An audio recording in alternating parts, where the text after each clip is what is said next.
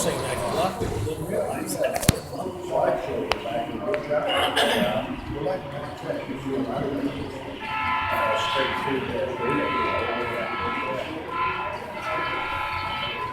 Well, I didn't know the difference. I didn't know Baltimore and Ohio.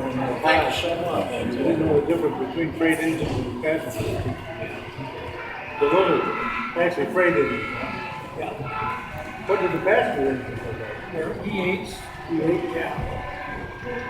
E8s and E6As. They're very, a little bit more powerful, very smooth, very fast. These guys got the horsepower, they can pull it along the train. And they put a B unit between these two and haul a train for